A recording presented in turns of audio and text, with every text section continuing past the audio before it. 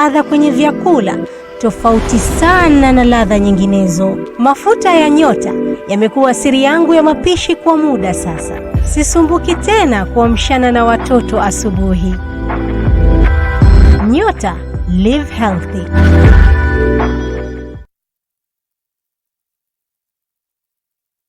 Dear viewers, in case of any feedback, advice or complaints regarding our programming, contact Horizon TV on 0798 974747 or our live call-in number 0711 707 707 or send us a text message on 21951 or email us at info@horizontv.co.ke. Horizon TV, the beacon for the nation.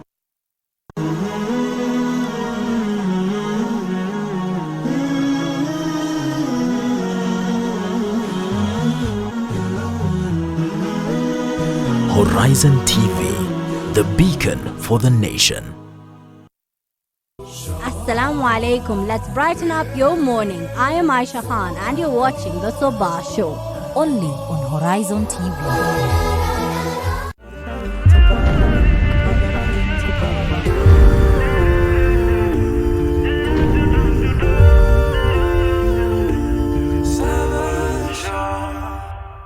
Assalamu alaikum, peace be upon you. Bismillahir Rahmanir Rahim. In the name of God, the most gracious and the most merciful. It is yet another beautiful Friday. Welcome to the Sabah Show with me, Aisha Khan, and this is the Round Table. Of course, where we discuss very thorny and pertinent issues in our society. But before that, we have to look at the stories making the top headlines in our country. And of course, I cannot do that alone. I have with me three gentlemen here on the set. With me here, I have Edwin, Kuria, and Munene. How are you guys doing today? I'm doing fine.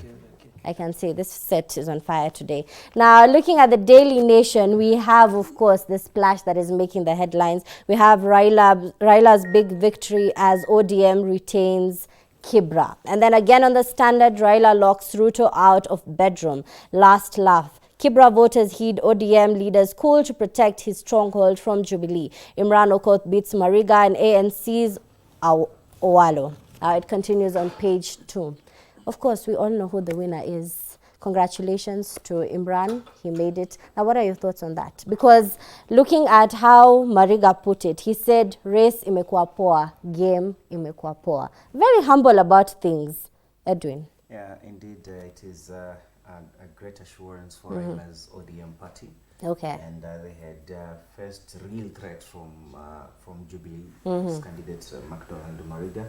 But again, we must say that congratulations to the newest member of parliament in the country, Mheshimiwa Imran Okoth. And we wish him well as he exercises the mandate the people of Kibra have given him for the remainder of this 12th National Assembly's term. And again, we must say that we are grateful that Mr. McDonald Mariga conceded defeat and honorably, and that shows a sense of maturity in our Kenyan politics, so that when you lose and you accept and the country moves forward, so that we don't go into these circles of what, I lost, I was rigged out. And we want elections to be done with due process being followed, with highest standards of integrity, and so that the country moves forward in terms of democratic maturity and conducting our elections with transparency and openness and efficiency that the constitution dictates. So congratulations to Imran. Amazing. Is this the new beginning, a new start for Kenya when it comes to politics? I'll first congratulate Imran for, of course, winning the seat. And I also congratulate the Kibra voters for participating in that democratic process. But according to me, I'll say that in Kibra, we were disappointed by our leaders, and specifically ODM leaders. And I say that they made the situation in a way that it was even impossible for some people to participate in elections. For me, there was no elections. because the people who it is only 35% that participated in Kibra elections. And I can explain why. It is because there are some member of parliaments who are moving around with marauding goons, intimidating voters who are perceived to support some candidates. We saw Simbarati threatening his fellow member of parliament, telling him that unataka ukimbizwe. And it happened. Alikimbizwa. We saw Boni Khalwale, who was an agent for Mariga, defending himself. He had to resort to defense. Some people are making ridiculous of him by saying that he was throwing stones. He was defending himself, and it was instinctive. If you attack me, I have to defend myself. The person who was actually attacking him had a stone that amounted to 25 kilograms. He wanted to commit murder. He wanted to kill a former member of parliament, Boni Khalwale. So what we are trying to say, we were disappointed by some people. And by the way, ODM has to change because they are behaving like hooligans. Even some member of parliaments who are supposed to be example to Kenyans and who are supposed to be example to voters are behaving like hooligans. I don't see the reason why a member of parliament will move around all polling stations with marauding goons, intimidating people, some people not to vote, and intimidating agents of some candidates. And at least we'd say some people are saying that Mariga fared badly, but at least he did something because he was very new to politics. And you have also to consider that his party has improved significantly. In last polls, they barely got 12%. Now they have almost 30%. And why, and I still repeat, why I'm saying that there was no elections, because if you consider Kibra has 118,000 voters, and the percentage that participated is only 35%. That translates to 45,000 voters. So it means some people were denied right to vote for their favorite candidates. So it is very hard to know who would have won if everybody was given a chance to vote. Amazing. Munene, you are smiling the whole time when Said was talking. What is your opinion on this, because we saw that Mariga was humble enough, he even made a call. It was trending online where he congratulated Mheshimiwa Imran and told him tutafanya kazi pamoja, And again, I repeat, race imekuwa poa, game imekuwa poa. Of course. I think I'll go back to the words of my friend Kuri and say, probably he should go and see a doctor because I believe he's suffering from high levels of dementia. When he goes ahead and says there weren't elections, and I think the other thing, I think he's also suffering from high levels of denial, and I think he should borrow from what their candidate said. He accepted defeat and moved on. Apart from that, I want to congratulate the people of Kibera. They made their democratic right. They moved away from being bribed to give away their democratic right. They showed up in big numbers and voted for the person that they wanted to lead them. When Kuria goes ahead and says only 30% of people appeared for the elections, maybe I'll give him a quick lesson in numbers and the history of by-elections in Kenya. Yesterday was a working day in this Republic of Kenya. The people of Kibra are very hard-working people. I believe a very big percentage of people living in Kibra are the ones who are supporting the economy of this republic from industrial area. I believe most of them weren't given a day off to go and vote, but those who had the opportunity went out and cast their vote. And when we go back to the numbers of how by-elections have happened, we have seen low number turnouts, but eventually there was an election in Kibra.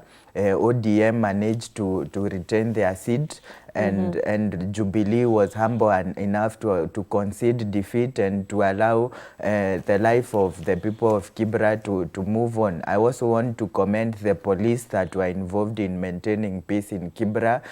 They protected the citizenry, they protected law and order, and the members of parliament from Team Tanga Tanga who went there, I believe, to cause chaos or to go and intimidate the people of Kibra were humbled, and I think it's a recollection for the political leaders in this country. People want development, people want peace, people don't want to be bribed so that they give away their economic right. And I'll urge other members of political parties, please stay in your constituents. Don't go in other people's constituencies intimidating people or bringing politics of tribalism.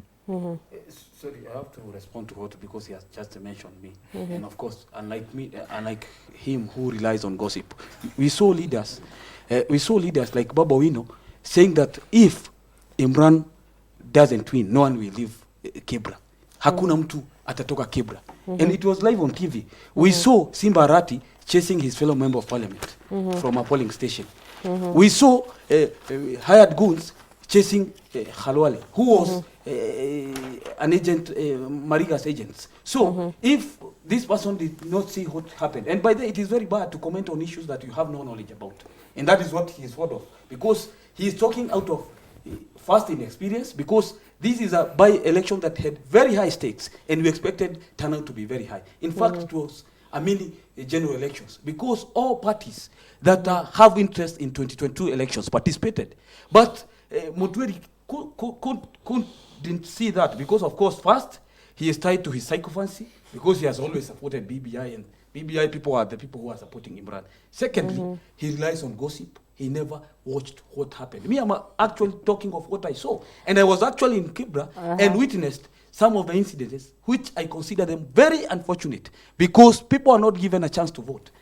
People whom I personally mobilized, people whom we worked with, failed to vote because they were intimidated by hired goons. But again, I do not think it is proper for us to propagate innuendos on this panel, because the Kibra by-election was out there in the public domain. And I'm not his advocate, but I guess he had a chance to watch one or two things. But again, we condemn electoral malpractices. We do not want a situation where there is intimidation and voter bribery claims. But what I would ask him to do is also to reconcile what Jubilee legislators were saying that prompted the reaction from people like Simba Arati and the likes of Babu Owino, the Waheshimiwas. Because before Simba Arati came, a legislator had mentioned him somewhere that prompted him to come. You understand? So it is a chain, a series of things. So we need to be also be very honest when we are submitting our analysis here, so that we don't look outrightly skewed. All right. But in any case, Kibra by-election was a hotly contested election, and in any case, the winner was known from the word go. So there were no surprises coming. So that means there was no need to conduct elections, because the winner was known from the word go. And by the way, let me just say nothing can justify violence. You cannot say that Simba Arati acted violently because he was promoted to act in such a manner. There is a way to react to such. If he was mentioned, he could have behaved like a member of parliament he is, or like an honorable member he is. So with this, violence cannot be justifiable in any way. And it is unfortunate. We must change, because there is a mentality in this country that for you to win elections, especially in Nairobi, you must be violent, and you must apply violence. And we know some parties have signature. Violence is their signature. And by the way, what I say, it was expected violence would be there because of some participants in that polls. And of course, when we saw some characters going to Kibra, whom we knew that they are not even vying, and they not even have agent badge, but we knew their intentions and what they actually. But thank God nothing bad happened. Of Munene, course. just to wrap this up. To wrap it up, I will say politics is a game of the mind. Don't take it to the heart. Don't carry your don't carry your political emotions to the heart. The soul and the heart belongs to God. Don't bring other outside elements into it. I urge my friend Kuria into that. The other thing, it's about the benefit to the people of Kibra. The people of Kibra have made their decisions. They have made their bed. Let them lie in it. Okay, amazing. Now, on the front page of the Daily Nation, we have Moise back home after hospital stay. Now, it continues on page 8, where doctors discharge former head of state after giving him a clean bill of health as family thanks Kenyans who offered prayers and sent quick recovery messages. Mzee is still going strong.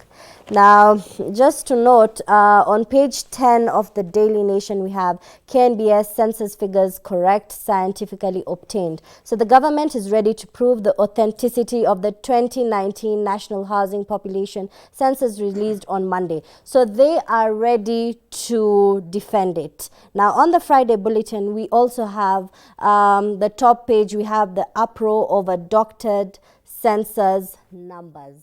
Okay. So now you had leaders yesterday, they had this press conference. So political leaders from Northeastern region have dismissed the results of the National Population and Housing Census results, saying they were manipulated and do not reflect the true numbers.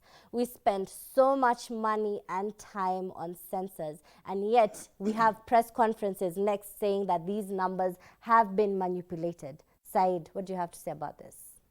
Of course, when we talk of manipulations, we cannot use a 209 census as basis to determine whether the census figures were manipulated or not, because of course we had complaints even to 209 census. Some people exaggerated their figures. Some said that their figures were deflated. Some said that there was intention to deflate their numbers. So what I'm trying to say, we cannot, we are a confused country, and it is very difficult to know the truth, to arrive at the truth, because we cannot trust system. And how have we reached here? Because the society has rotten to the core. Because the leaders we elect reflect what we are. No one is faithful to his duty. Even the enumerators we sent. Some may even inflate numbers because they have been told by someone, maybe your community will get more resources or will get more opportunity. Said very briefly, we'll come back to this topic of discussion. Now, we'll be taking a short break and we'll be right back. Remember, you can find us on social media. That is at Horizontv Kenya on Twitter, Facebook, and Instagram. Assalamu alaikum. Let's brighten up your morning. I am Aisha Khan and you're watching the Sabah Show. Only on Horizon TV.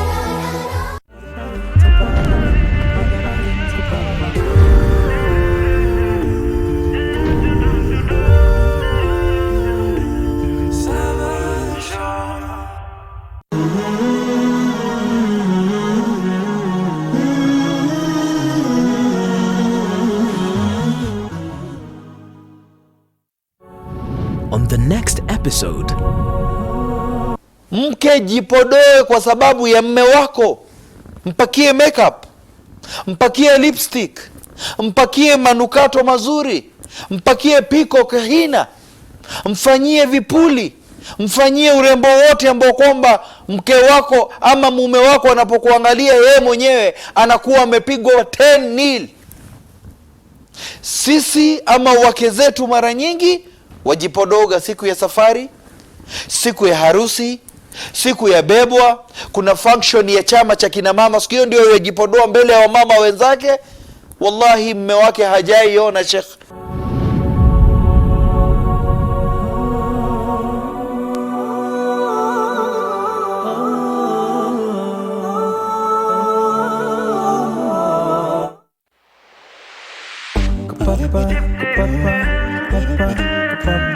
Healthy Thursday is not just about diseases. It's about food, lifestyle, milestones in the medical practitioner's field, especially in our Muslim Ummah, and more so, your health. Discover breakthroughs and milestones in the medical field. Learn how to manage diseases. Oh, there was no painful. Join the discussion. Make better decisions on your meal plans. Improve your lifestyle. All the doctors who are there were tired of working in maternity and taking care of women. And they say, you are the new kid on the block. We are leaving this department to you. Healthy Thursday is about you, about your family, your lifestyle. So keep it locked Horizon TV on Healthy Thursday with me, Maria Mwacharo.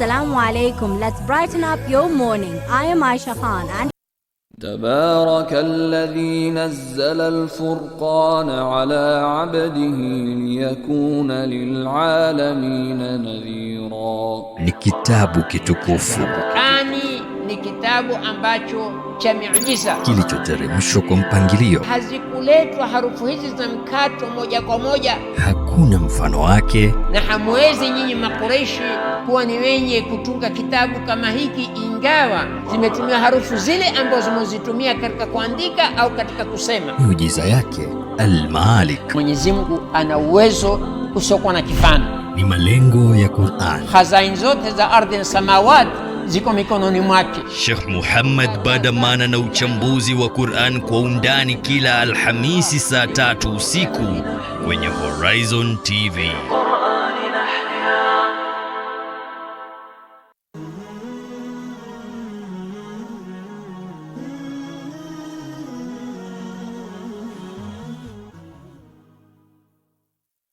Assalamu alaikum. Let's brighten up your morning. I am Aisha Khan and you're watching the Sabah Show. Only on Horizon TV.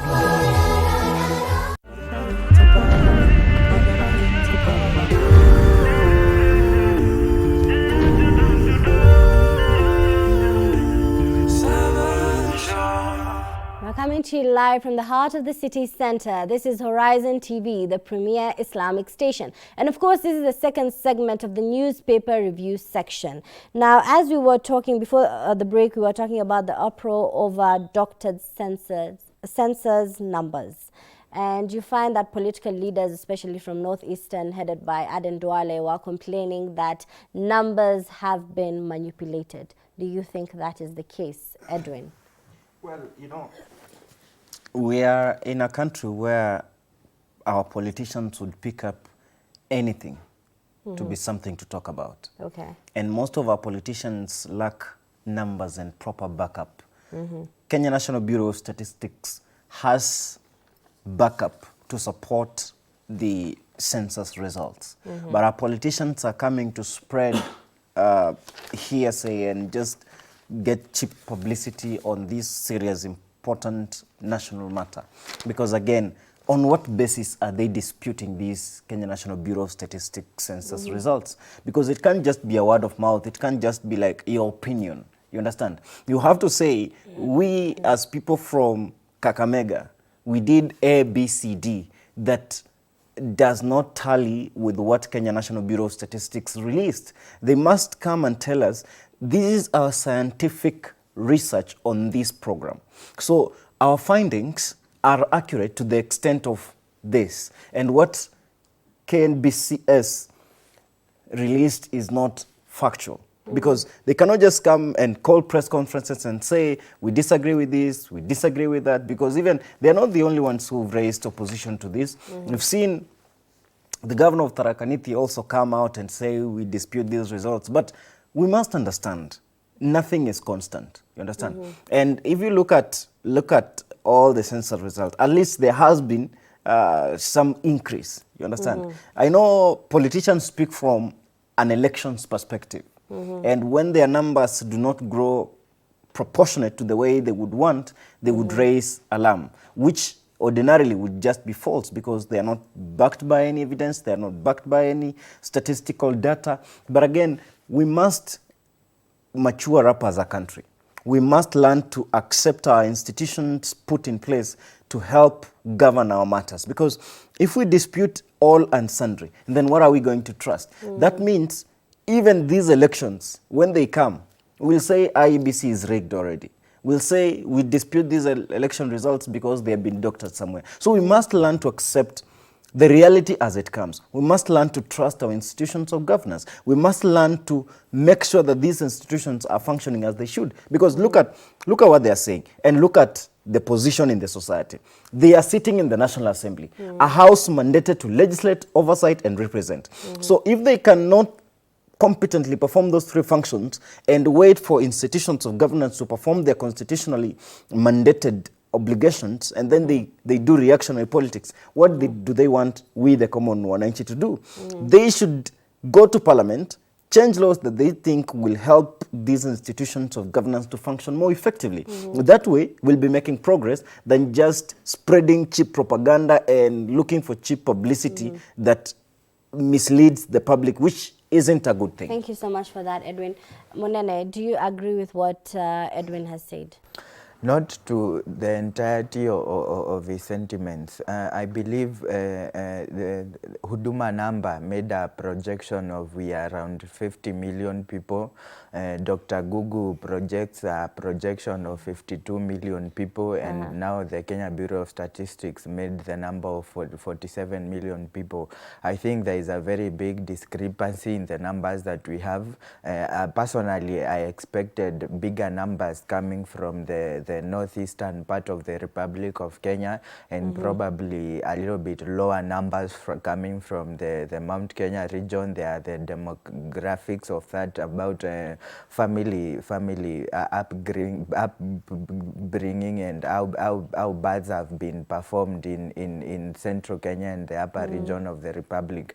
This goes to currently, as we are dividing our resources according to the numbers that we are, and the fewer numbers you are, the fewer resources you are going to get. And I think it should translate to the 47 million people we are being told, or the 50 million people we are, why are we not able to raise enough taxes to fund our own government or to find our own resources? And the wealth that is in the Republic, why is it equivalent enough to take care to the social benefits of the people of this Republic? I think we should look the numbers beyond the election and look the numbers at a perspective of the social impact that the numbers have and the social policy that the government in place will be able to put up to be able to take care of a citizenry.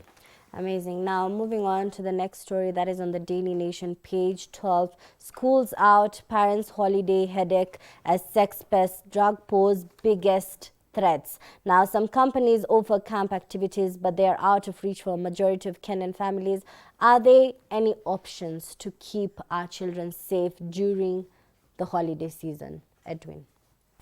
Well, we must appreciate that these are some of the vulnerable times, especially for the teenagers living in slum areas and other rural areas that, do not bit lose. But again, we must say it is a responsibility as parents to take care of our children and to guide them appropriately. 2 months for these kids to stay at home is really a longer period, and December the December holiday is mostly known for making some of these teenage girls go into a motherly way. But again, how do we curb these practices? How do we handle this? Because again, we cannot put a leash on these teenagers. What we can hope is that the good moral standing that have been instilled in them both at home and at school will apply to them wherever they go. Because when they go to mix up out there, you never know what they can do. But again, sex pests will always be there, and I think camping that has a certain standard would also work. But again, we can find something for them to be doing while they are on holiday so that they don't run idle, thus making them susceptible to some bad practices. So maybe get them something to keep them busy for the day, and that would go a long way to help them. Said, what do you have to say on this? I see. Each one of us has a role to play in protecting the vulnerable teenagers, because majority of them have, of course, they have not reached the age of majority, and when it comes to decision making, they cannot make decisions. Maybe they have a problem in making decisions, maybe that they pertain to their lives, and as he has said, we have also to talk about society. When there is a rot in society, there be increase in these sex pests, people who want to sell drugs to these teenagers, people who want to use them in furthering their crime, furthering criminal activities. So we believe, we believe that each one of us in society has a role to play. We must ensure each one of us protects these people, because it is the responsibility of society. And as I said, if young people are not modeled in the right way, society will collapse, because these are the people whom we are dependent upon in future. And these are the people whom we will expect to build our society in future. Therefore, we cannot place this responsibility to parents or government or a particular individual. This is a responsibility for everyone, and everyone should play part. Munene, before I come to you, there is an interesting statistics here. It says Nairobi leads in sexual violence. A 2018 report by the Kenya National Bureau of Statistics indicated that Nairobi County leads in cases of sexual violence against children below 5 years. A total of 408 incidents were reported in Nairobi in 2016. Nakuru had 404, up from 235 cases recorded the previous year. Kakamega recorded 248 incidents. In a report released in June by the Kenya Institute for Public Policy Research and Analysis, KIPRA, children as young as 4 years were found to be abusing drugs, especially during the school holidays over the weekends. And of course, that is the Daily Nation, page 12. There is a crisis here.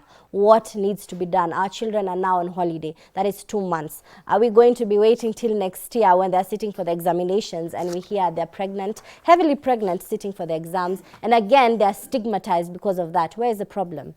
I think the people living in towns, the parents are very busy working, looking to take care of the children, but I think they have neglected their duty. They look for people who they pay to take care of their children, but I think they hired people. They are not competent enough to take care and bring up these people.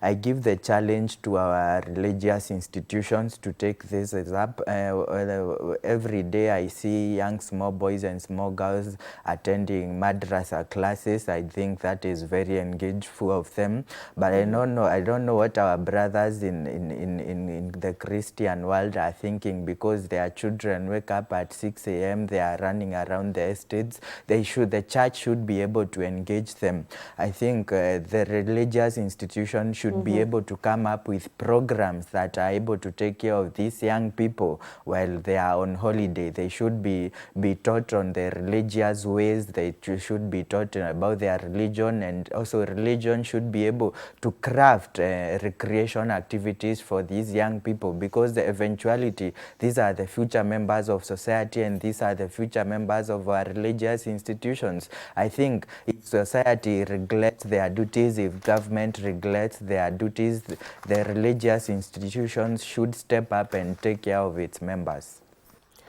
Amazing. So something needs to be done by the parents and society at large. So now we have the Friday Bulletin. China's war on Islam. Muslim women forced to share beds with males. Now we have had several reports, and it's getting worse day by day. So the Chinese claim that these are, redirection camps whereby they are there to discard extremism, what they refer to Islam as extremism. But hidden cameras and documentaries have been done, and a lot is being seen, yet the world is silent. Said, I would say that it has been like this, and China is a horrible country. And when I say it is a horrible country, it's because it has always denied its citizens rights that they should not be denied. You don't have to determine how someone worships or what someone worships. Everyone has a right of worship. And these are rights that are entrenched in UN Bill of Rights. So every citizen of this globe should enjoy them, but it has not been like this. I hear people talking of how China has developed in terms of military, in terms of doing business with other continents or other countries, and in terms of even technology. But it is unfortunate. This does not reflect in the life the common Chinese lives. You may have everything, but if you are denied your freedom, then you don't get peace and happiness. And every human being strives for happiness. In this world, no one would aspire to be sad or to feel to feel that he is being denied what gives him satisfaction. And I believe some of the things that gives human beings satisfaction is freedom to exercise the religion they want to exercise, or the life they want to live, as long it doesn't interfere with the other person. Said, I'll take you back. Yes. How can this situation be solved? Because just because it is China, the world is silent. The world has to gang up and tell China enough is enough. I believe even the world will get support from the Chinese people or citizens, China citizens, because I believe they are not enjoying what is happening. And I believe this is a controlled society. Even saying everything what you want, or having the freedom of expressions in social media platforms, sometimes it becomes a bit difficult. Or even expressing your opinions using the mainstream media, sometimes it becomes difficult. But as long we have realized what is happening in China, we are the people, we are brothers keeper. We are Chinese people neighbors. Yeah. We should arise against what is happening. The rest of the world is powerful than Chinese government. So we cannot keep silent. And by that, we say that if good people keep silent, then bad people take over, or bad people reign. And what Chinese government is doing is is reigning in its oppressive activities just because good people have kept silent. And we have very many people who are opposed to what Chinese government is doing in China. And by the way, we even had during holy months like Ramadan, they don't fast the way they would have wanted to do it. There's a lot of oppression. There's a lot of oppression. And not only Islam, even in other religions. I'm not saying that because I'm a Muslim. Yeah. Every person should be given a right to exercise his religion in a way he should feel that he is comfortable to exercise. Thank you so much for that side. Now, may God free all our brothers and sisters in Islam, and of course also those who are not Muslims, from oppression and shortcomings in life. Now, we'll be taking a short break and we'll be right back. Assalamu alaikum. Let's brighten up your morning. I am Aisha Khan and you're watching the Sabah Show. Only on Horizon TV.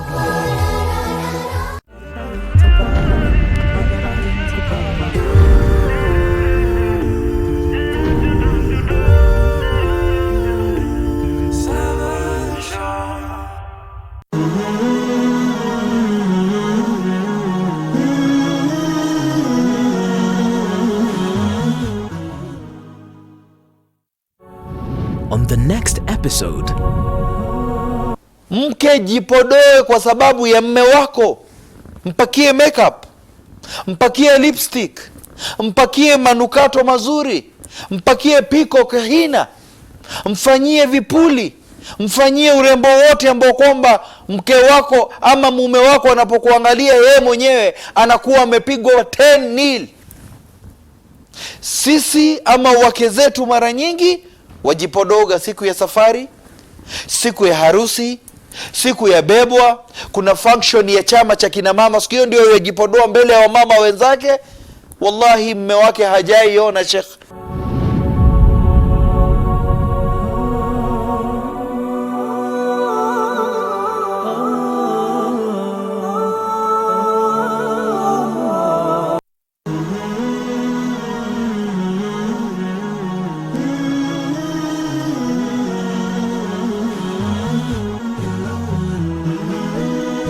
Horizon TV, the beacon for the nation.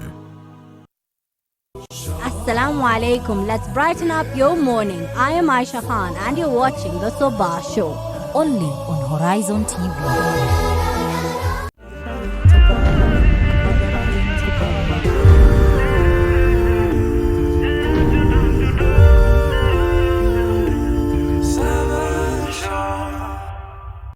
We're coming to you live from the heart of the city center. This is Horizon TV, the premier Islamic station. And this is the last part of the newspaper review section. Now, looking at the Daily Nation, there's a very interesting story here. You can sue that restaurant for serving you contaminated food. Keep track of what you ate and when symptoms began to have a formidable case. Now, how realistic is this? How many times do we get food poisoning? All the time we have food poisoning, you know, this day, the other day. So how can we really gain evidence and go to court all the time fighting these restaurants, Edwin? Well, it's an intricate matter, but again, it begins with, you know, restaurants are licensed to or with hygiene. And they should maintain the standards to the latter, because again, even if the client doesn't sue the restaurant, they lose that customer, you understand?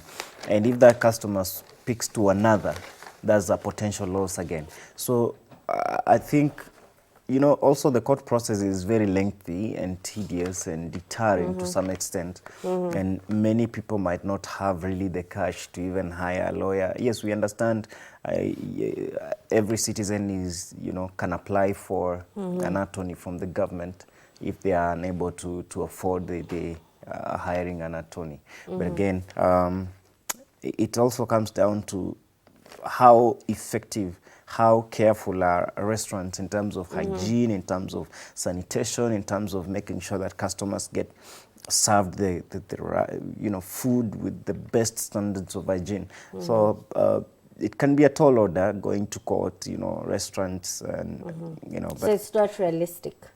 It is practical if you have resources, but it's a tall order if you do not have resources. You know, wanasema mnyonge ana haki, and to some extent could apply. But again, let just restaurants maintain the highest standards of hygiene, and we just keep moving forward. Okay, Said, what do you have to say about this? Would you sue, let's just get realistic. Today you went, you got food poisoning. Would you sue a restaurant? It will depend. It will depend. But I will also express disappointment in my colleague. You cannot just say that. This is a serious thing. We are talking of food poisoning, which can result in death. Yes, of course. And when we talk of negligence, when it comes to doctors, you can sue a doctor for being negligent. Yeah. The same case. If someone dies out of food poisoning, you can sue. I don't think you'll But why you are laugh we with a waiting hotel for that someone has to die? Why are we waiting for someone to die before we can go and sue? If someone is capable of suing someone who has, of course, experienced food poisoning as a result, as a result of food poisoning, then he should go ahead. It is justifiable. That is what I'm saying. Okay. And I believe that should be strengthened. You know, of course, it even depends with the attitude in the society.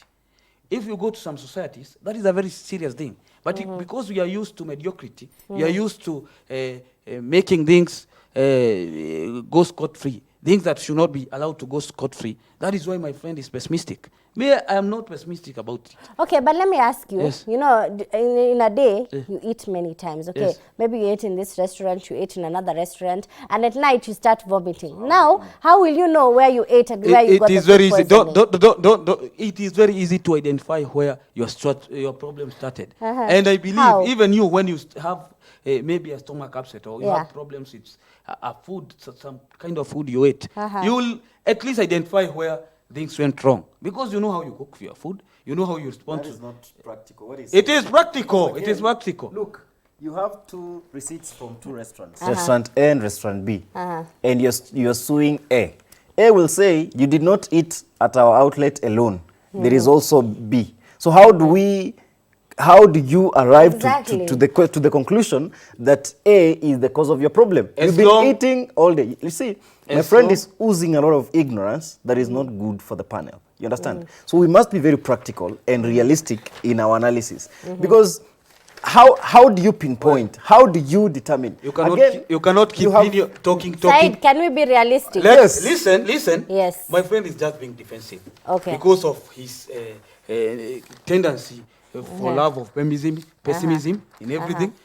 If you have eaten in 2 hotels, and maybe or you have 2 receipts from 2 hotels, you of course will go through tests. It is not a case of just saying that I have been poisoned and I suspect. You go through tests and they see where the problem started. Of course, and they trace where the problem started. What you ate that led to your stomach upset. Okay, thank you so much for that, Said. Now I'm coming this to is you, not Munene. guesswork. Munene is smiling. He has a comment to make. To educate my brothers on what should be done. Yeah. In the Americas, we have the FDA. That's Okay. a federal organization that formulates policies and regulations on how food and medicine should be handled. I think here, when it comes to food, the Ministry of Health and Public Health are responsible for that, but I don't believe they are vigilant enough. The other thing, I don't believe the notion of you can eat the whole day. I don't believe we are here eating from morning to from 8 a.m. to 5 p.m. all day, eating, popping from one restaurant to the other. I think that is what is not realistic. So if you have an allergic reaction, let's say to peanuts, you go to a certain hotel, order a certain food, and inside there they make their food with peanuts, and you had informed them you're allergic to them. You are entitled to sue them to that. But when it comes to the case of Kenya, some Kenyans are very mischievous. They will feed you food that has been there 2-3 days ago. Okay. But I think a few weeks ago, I can say you had a show here that discussed about mushrooming of halal restaurants in Nairobi. Yes. And a lot of people are really flocking there. It's really difficult to get a seat when you're there for lunchtime or for dinner. I think this should propel the question, why are they so much mushrooming? I believe a lot of Kenyans have a lot of faith in halal restaurants because they believe food there is prepared well and there is a lot of honesty in that. So I urge Kenyans, if you are not able to sue, to get a lawyer to sue that restaurant you're going, save up your money, go to some of these halal restaurants, have your meal, and go home and sleep well and wake up the following day. If you are not comfortable where you're being served food, you have an option of choosing a better place where you will be served with dignity. Okay, amazing. Now moving on to another story that is on page 28 of the Daily Nation. Couple who married outside caste killed. Okay, this is all the way in India, not even in Kenya, but the same problems we are facing. Now relatives descend on pair who fled from village on their return to visit family. Now relatives of an Indian woman who married outside her caste and fled her home to escape punishment stoned her and her husband to death after the couple returned to their village to visit family, police said today. Now, what do you have to say about this? Is caste. Aren't we allowed to love someone? What does Islam say? I'll come to you, Said. Of course, Islam you can marry as long maybe a lady has your consent, and of course you have her consent, then you can marry out of love. But it is unfortunate in this era and in this century, people are killing each other because maybe you have gone beyond your caste. It is very unfortunate. And that is why I'm saying the world should not just watch. We are talking about India. The world should not just watch. Such people should receive education on such matters because they are retrogressive. These are retrogressive behaviors, and it is a retrogressive culture. And such cultures should be discarded. And of course, it will take time, but I hope with education and of course, it will be achieved. Amazing. Edwin, what do you have to say about this? Well, today, let me just give an example. If you went home and you told your people, me, I want to marry, let's say an Arab, what would happen to you? Well, nothing would happen because I come from a very liberal family. Okay. And I am a Christian. Okay. Even if I married a Muslim, Uh-huh. it wouldn't be a problem. But again, Okay. I want to say this, that act must be condemned because in the current dispensation, Yes. people should be allowed to marry people of their Yeah. choice so Yeah. that we do not, dictate you get married to this, you get married to that. Because again, I even know Islam allows Muslim men to marry even Christian women, you Yeah. understand? But not the reverse. Again, we must also be alive to the fact that the world is changing and secular is really taking center stage. So we are reaching to a point where we must let people determine the course of their action. Let people decide their future.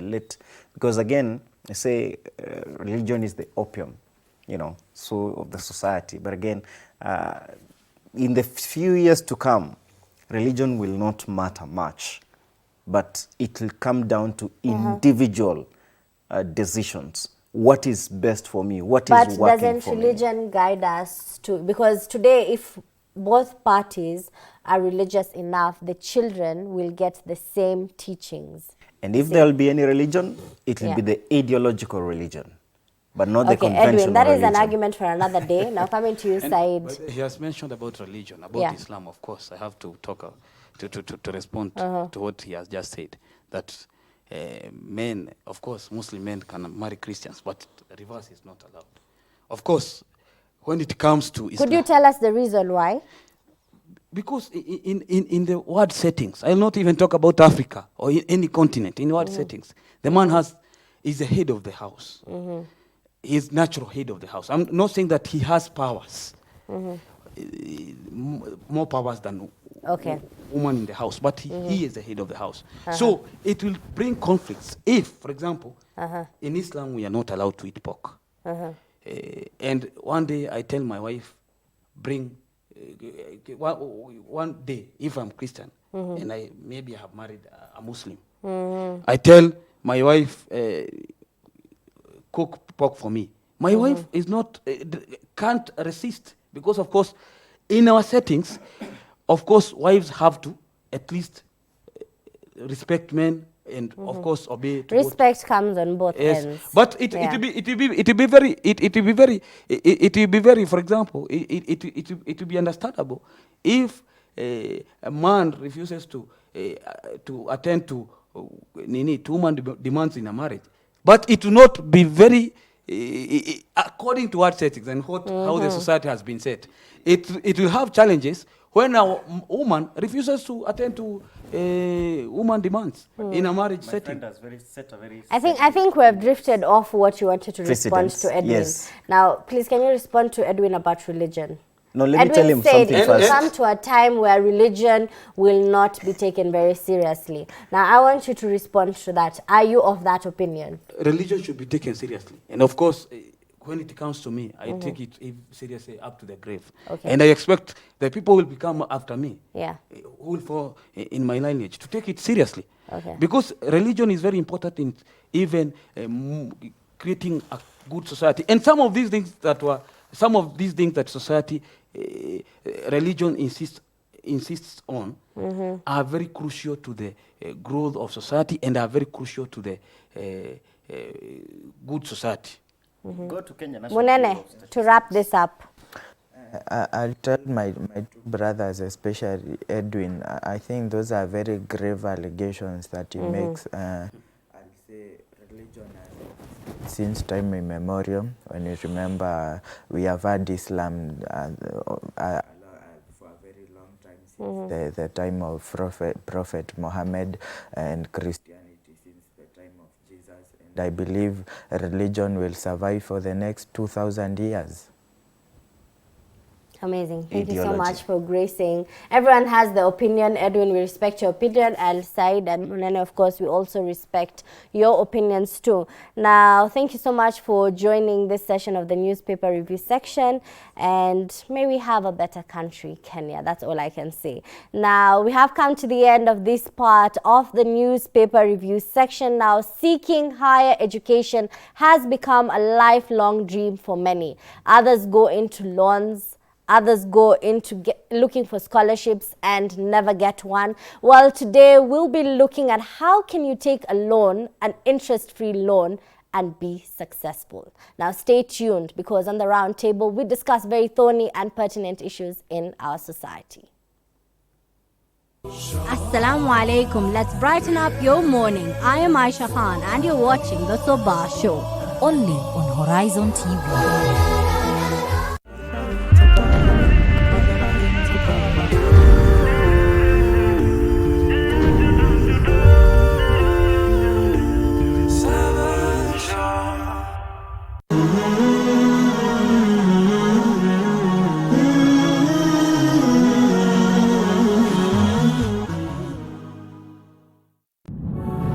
On the next episode, ikiwa shibe Mtume sallallahu alaihi wasallam anathibitisha kuwa Muislamu ataulizwa siku ya Kiyama afya aliyoipata, nguvu alizozipata kutokana na neema kama hili, alitumikia katika jambo gani? Neema zote zitaulizwa siku ya Kiyama.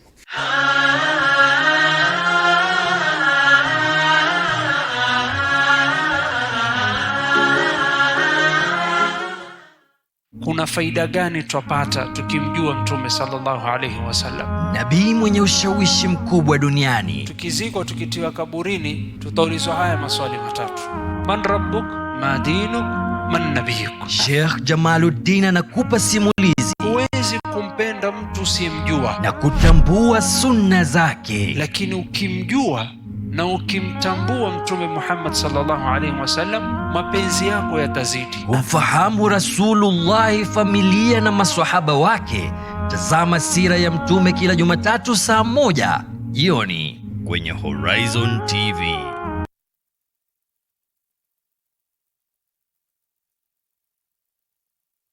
Wake up to exciting mornings every day. Active Jumatatu with Muhammad Obura. Tech Tuesday with Yusuf Farah.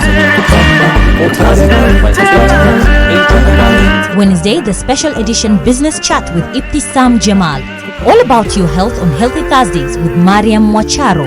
Aisha Khan with thorny pertinent issues every Friday on the round table. Fresh discussions, direct probe in Sabah Show, only on Horizon TV.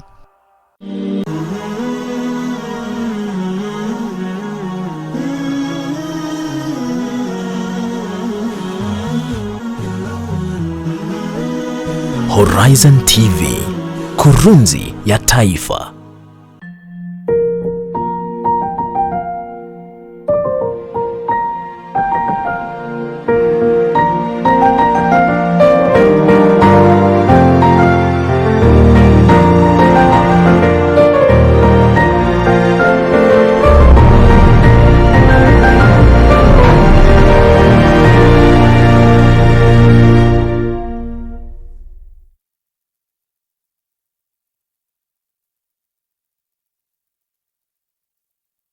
Over 4 decades ago, DIB made history as the world's first Islamic bank that would build on the UAE's rich heritage and dynamic ambition. DIB expanded its global reach to build a strong